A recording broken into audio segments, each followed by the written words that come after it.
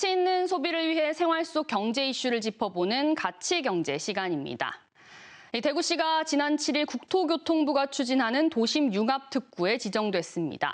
대구 도심융합특구는 옛 경북도청 부지에 산업혁신 거점을 조성해 삼성창조 캠퍼스와 경북대를 연계한 산업 생태계를 만드는 사업으로 대구형 판교 테크노밸리 조성이 목적인데요.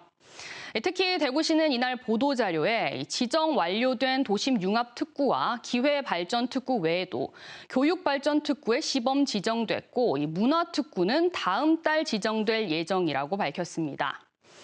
그런데 대구뿐만 아니라 각 자치단체가 지정됐다며 홍보하는 특구, 산업단지, 벨트 등 이런 지역산업 클러스터가 우후죽순 생겨나 논란입니다.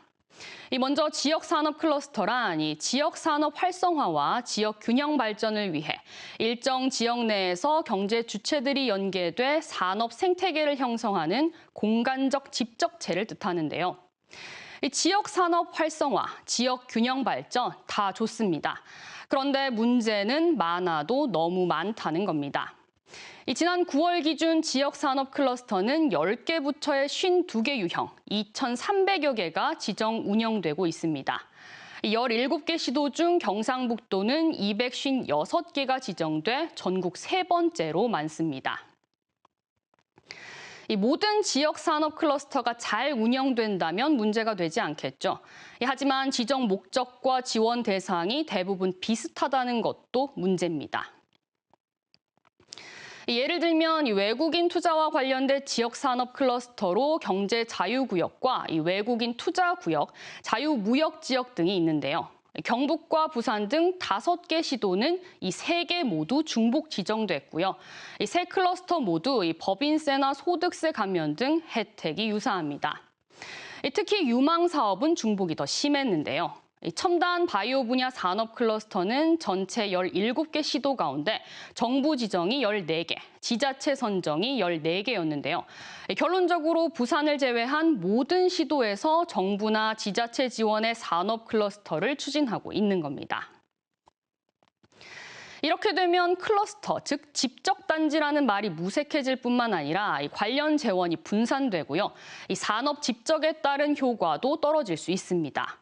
실제로 대한상공회의소가 대학 교수와 민관경제연구원 연구위원 등 전문가 50명을 대상으로 특구에 대해 설문조사한 결과 44%가 현행 특구 제도가 잘 운영되지 않는다고 답하기도 했습니다.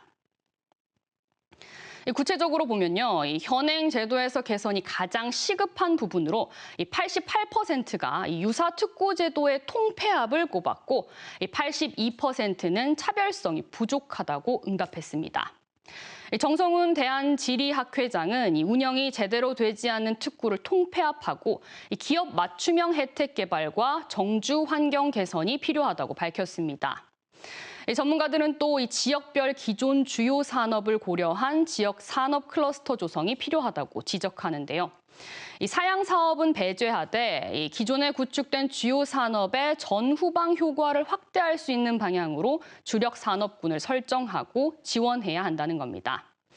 장기적으로는 국토부, 산업부 등으로 나뉜 관리 체계를 범부처 차원으로 통합하고 실태조사와 중장기 종합계획을 실행해야 한다고 강조합니다. 내년 예산안을 포함해 최근 5년간 지역산업 클러스터에 투입된 예산은 모두 6조 5천억여 원에 이릅니다. 막대한 예산이 들어가는 만큼 중복 투자를 줄이고 지역별 주력 산업 선정과 지원에 선택과 집중을 통한 종합적이고 장기적인 대책이 마련돼야 할 것으로 보입니다. 지금까지 가치경제 오하영입니다.